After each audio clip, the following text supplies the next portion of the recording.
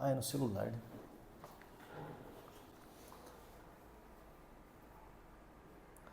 Bom, boa tarde. Meu nome é Alexandre, sou residente da instituição Augusto de Oliveira Camargo. Hoje a gente vai falar sobre indicações de hemotransfusão. Basicamente, a gente vai falar um pouquinho da epidemiologia e um pouquinho das causas aí dos hemocomponentes no paciente crítico, sempre voltado para a UTI. Falando um pouco então sobre epidemiologia na UTI, 1/3 dos pacientes que vão ser internados, eles vão receber concentrados de hemácia. São pacientes críticos, envolvidos com reações inflamatórias, muitas vezes também são cardiopatas, e 1/3 desses pacientes vão acabar evoluindo com uma piora da anemia e necessitando de hemotransfusão. Destes que recebem hemotransfusão com concentrado de hemácia, 9 a 30% vão ter também a necessidade de plaquetas. O concentrado de hemácia, um resultado esperado para um paciente seria uma restauração volêmica, pacientes chocados ou hipovolêmicos, relacionados ao trauma, uma reologia sanguínea, que vão fazer uma homeostase à viscosidade, o fluxo sanguíneo e principalmente aí, até nos pacientes sépticos, um melhor transporte e liberação tecidual de oxigênio. Historicamente, até meados de 1980, a hemotransfusão era considerada com uma hemoglobina abaixo de 10 e com os estudos foram se observando que muitas vezes os pacientes ficavam mais críticos e levavam uma maior mortalidade, risco a infecções. Hoje em dia é um pouco mais seguro do que antigamente e até disfunção de múltiplos órgãos. Então a gente faz uma preconização um pouco mais criteriosa. Alguns estudos que nos nortearam a essa ideologia foram estudos randomizados, no caso o TRIC, e temos o TRIS também. O TRIC ele é um estudo multicêntrico, controlado, randomizado com 833 pacientes, que vai comparar o uso liberal com o uso restritivo. O uso liberal seria com uma meta de hemoglobina de 10 e o restritivo com hemoglobina abaixo de 7 para a hemotransfusão. E os resultados foram de mortalidade de 23% contra 18%.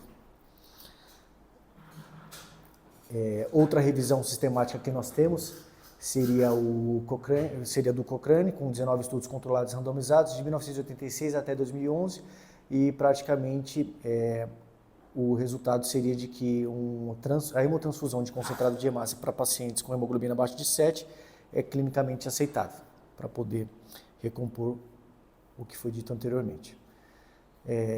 Temos algumas condições especiais da transfusão de um concentrado de hemácia.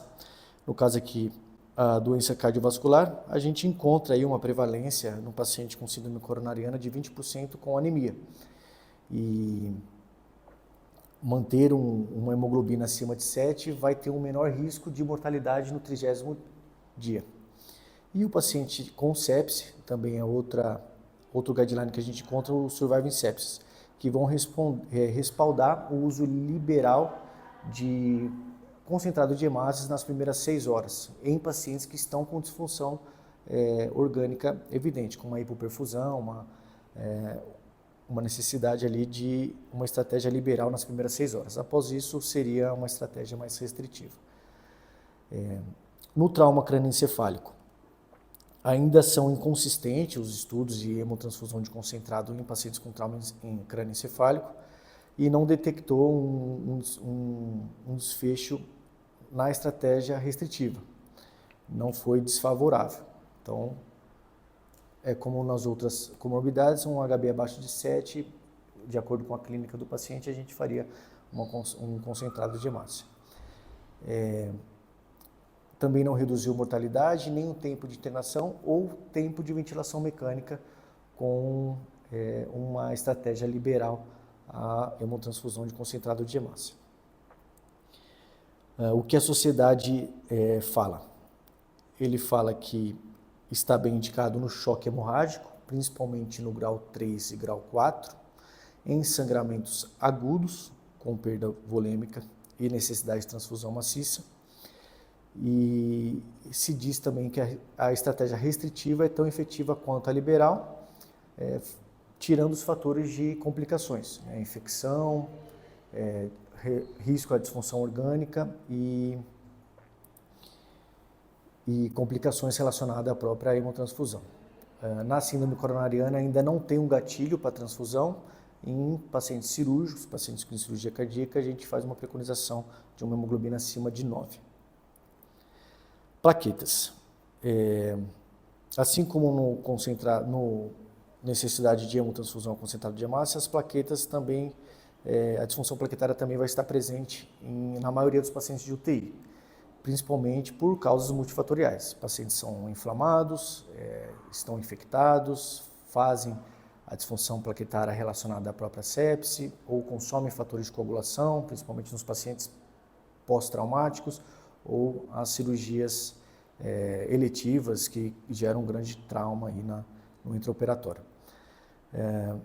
Dos pacientes que são admitidos em UTI, 8 a 67%, então uma grande parte deles, até um pouco mais da metade, podem ter plaquetopenia. E aqui o grande feeling seria a diferença entre uma indicação de transfusão profilática para uma indicação de transfusão terapêutica. Na profilática, a gente vai fazer a transfusão de plaquetas em pacientes que têm plaquetopenia severa e têm um risco iminente ao sangramento, alguma discrasia sanguínea, pacientes com hepatopatia, e na terapêutica seriam aqueles pacientes propriamente ditos a necessidade de uma transfusão de plaqueta. Plaquetopenia com sangramento, ou até pacientes que vão ser submetidos à cirurgia. No Surviving Sepsis também ele faz esse relato, então pacientes com plaquetas abaixo de 20 mil e existe o risco de sangramento, a gente está indicado a profilaxia. Em pacientes com abaixo de 50 mil e que vão ter necessidade de procedimento cirúrgico, se faz a terapia com transfusão de plaqueta, ou pacientes neurocirúrgicos, pacientes que vão passar por cirurgia neurológica e pacientes que vão passar por cirurgia oftalmológica, abaixo de 100 mil já está indicado também a transfusão de plaquetas. Contraindicação. Pacientes com púrpura trombocitopênica, trombótica ou idiopática, não está indicado a transfusão de plaquetas, salvo em sangramento ativo. E a trombocitopenia induzida pela heparina, também algo bem discutível, mas também não se faz a transfusão de plaquetas. Então, em resumo, o gatilho também não está bem definido. Em pacientes que fazem a profilaxia, são pacientes que a gente individualizaria e olharia a condição clínica, e com plaquetas abaixo de 10 a 20 mil, e pacientes que a gente vai fazer uma transfusão terapêutica, são pacientes que vão passar procedimentos cirúrgicos e que têm a plaqueta abaixo de 50 a 100 mil, de acordo com a patologia abordada. O plasma fresco. Aqui o plasma fresco ele vai ter uma indicação adequada em pacientes com necessidade de transfusão maciça, pacientes que sofrem hemorragia intracraniana e que fazem uso de anticoagulação oral, então está bem indicado o uso do plasma fresco. E existe um estudo que está acontecendo na Holanda, que é o estudo TOPIC, e que vai nos mostrar aí a indicação de transfusão profilática de plasma fresco. A transfusão maciça. A transfusão maciça ela é caracterizada por uma transfusão de uma relação 1 para 1 para 1. É um concentrador de hemácia para a relação de uma quantidade de acordo com o quilo para plasma fresco e plaquetas. E a gente vai definir a transfusão maciça com a necessidade de um paciente que ele faz uma troca de sua volemia dentro das 24 horas de um atendimento, ou que passa por mais de 10 unidades de concentrados de hemácia, ou aqueles que apresentam um sangramento superior a 150 ml por minuto. Isso vai dar mais de 9 litros por dia. Então, são pacientes com risco à vida propriamente dito. No paciente que está indicada a transfusão maciça, ele faz uma coagulopatia aguda traumática, que seria o CAT em português, ATC em inglês. É uma patologia causada por essa perda volêmica excessiva, que tem de 19% a 60% de mortalidade, ocasionada pela tríade fatal, pela tríade da morte que nós conhecemos, que é composta pela hipotermia, acidose metabólica e a própria distúrbio de coagulação com hipocalcemia envolvida. Ela vai causar uma anticoagulação total com fibrinólise. Essa fibrinólise, ela é sabida que ela vai ativar a proteína C. A proteína C, ela vai inibir dois fatores principais, seriam o 5A e o 8A, causando aí o estado de hipofibrominulogenemia com hiperfibrinólise. Ela vai desviar a produção de fibrina a partir da trombina, da formação do trombo. Aqui a gente tem alguns estudos relacionados à transfusão maciça. A gente tem o CRASH 1 e o CRASH 2. No CRASH 2 ele já se fala em redução de mortalidade, quando a gente compara o uso de ácido tranexâmico com o placebo. No caso seria aí uma dose de ataque de 2 gramas, passando para 1 grama de 8 em 8. E a endotéliopatia do trauma, causada pela hipovolemia, inflamação relacionada ao endotélio, ela vai fazer com que tenha uma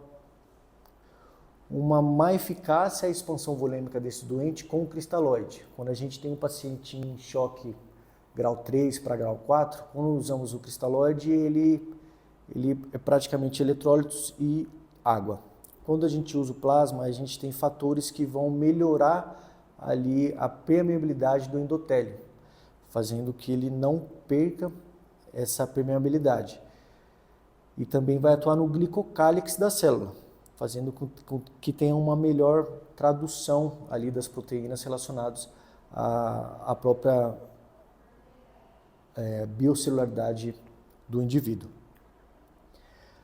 E quando a gente vai triar um trauma, né, seja ele induzido ou até mesmo um trauma por acidente, a gente tem o score test. Então, o score test ele vai envolver algumas variantes que vão sendo pontuadas. Aqui, então, a gente tem a variante do sexo masculino, que vai pontuar pacientes com fratura pélvica, com instabilidade, fratura de fêmur exposta ou deslocada, líquido livre abdominal, frequência cardíaca acima de 120, pressão sistólica abaixo de 120 ou de 100, dependendo da pontuação, dependendo do valor a gente vai pontuar diferente, e os valores de hemoglobina em si, com os excessos de base da gasometria. A gente vai pontuar esse paciente. Se esse paciente pontuar acima de 16 pontos, ele tem uma probabilidade de 50% a transfusão maciça. Então, é um paciente que existe um risco aumentado e necessidade de fazer aquela relação 1 para 1 para 1.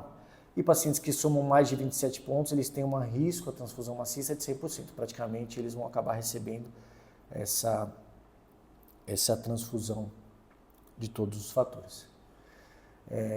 E como a gente vai ser racional e de uma maneira eficiente utilizar os concentrados, né, a fazer as hemotransfusões. A gente tem 2 algoritmos, então um é o de Copenhague, o outro é o de Houston. A gente vai falar um pouco sobre eles, mas praticamente os dois inserem aí a abordagem inicial com ácido tranexâmico como um fator eficiente e posteriormente o teste viscoelástico, que é o que a gente ficou de discutir como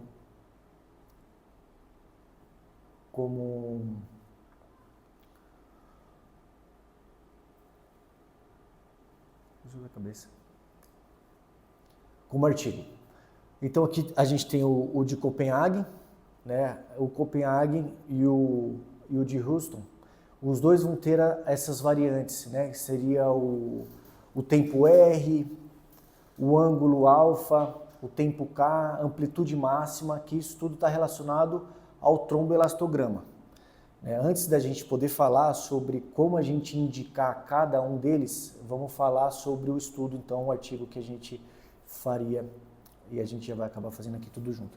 Esse é um artigo que ele vai falar sobre a aplicação do tromboelastograma relacionado a cirurgias e a identificação do uso deles. Basicamente, o estudo ele vai falar, o desfecho dele vai falar que, tendo uma boa interpretação, a gente consegue reduzir a quantidade de transfusão de hemocomponentes e praticamente em pacientes que têm fazem cirurgia cardíaca ou pacientes que sofrem por transplante hepático, eles têm beneficência ao uso de um tromboelastograma.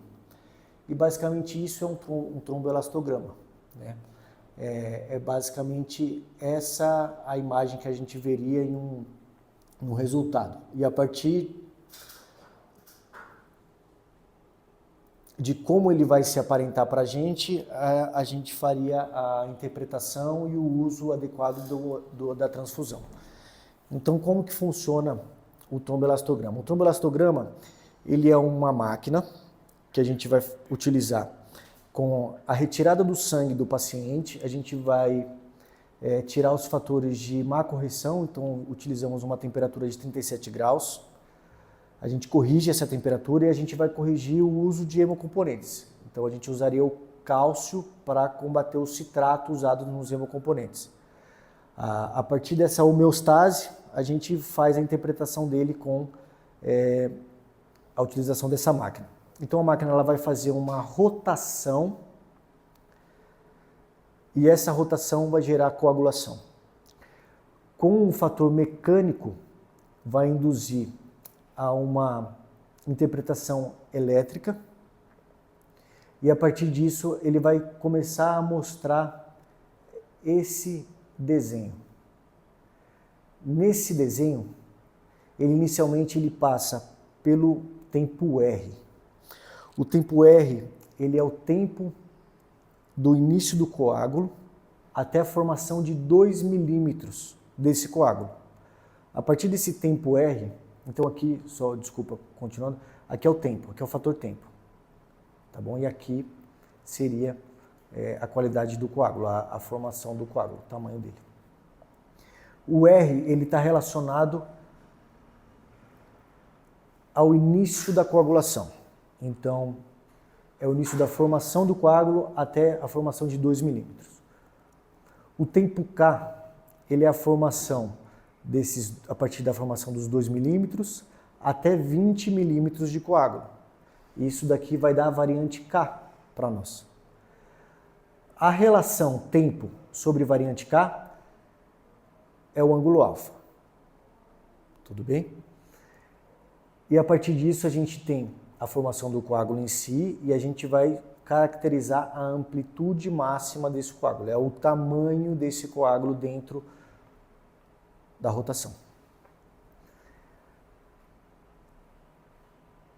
Tendo a amplitude máxima e passado 30 minutos da amplitude máxima, a gente vai ter a degradação do coágulo. Da amplitude máxima a 30 minutos após, a gente vai ter esse valor, que é o LY30. Tudo bem? Então, o tempo R, normalmente ele vai estar relacionado ao início da coagulação. Então ele vai corresponder a algo que vai fazer a propagação do coágulo, né? Então o uso de anticoagulante pode alterar o tempo R ou deficiência de fatores de coagulação. O tempo K, que já seria a formação desse coágulo, vai estar relacionado também aos fatores de coagulação. A amplitude máxima, ele vai falar, não propriamente dita em quantidade plaquetária, mas ele vai falar um pouco da qualidade de função dessa plaqueta. Então, é ali que a gente faz a amplitude máxima. Voltando aqui para a nossa interpretação, né, o algoritmo que seria utilizado ali na interpretação do uso de hemocomponentes em pacientes com necessidade de transfusão maciça, a gente consegue interpretar os dados. Então, o tempo R, como a gente falou anteriormente, aqui são os valores normais e aqui seriam valores que a gente poderia encontrar de alteração. Quando a gente vê um tempo R alargado, a gente sabe que está relacionado aos fatores da coagulação no início da cascata. Então, o plasma ele vai ser mais preconizado. Quando a gente fala do ângulo ali da formação dos 20, né, dos 2 a 20 milímetros da formação do coágulo, está relacionado à diminuição do fibrinogênio, né? Então, tanto criopreceptado como fibrinogênio aqui seriam eficientes nessa interpretação.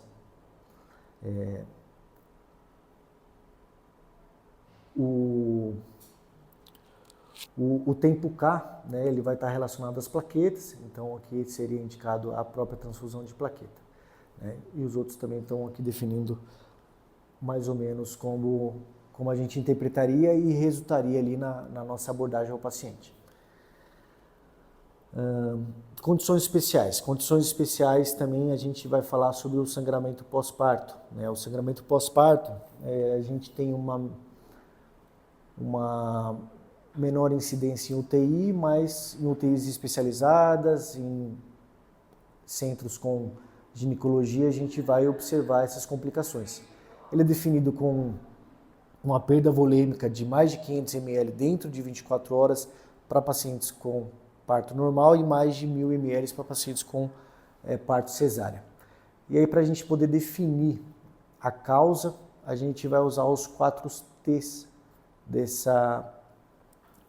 dessa parturiente.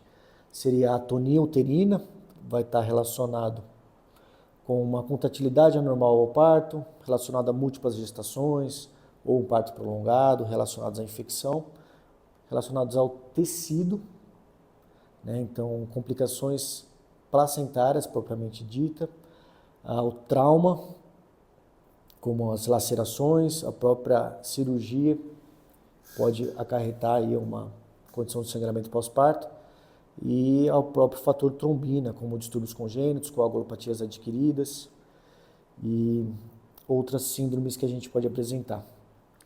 Você quer aproveitar aqui para dar uma...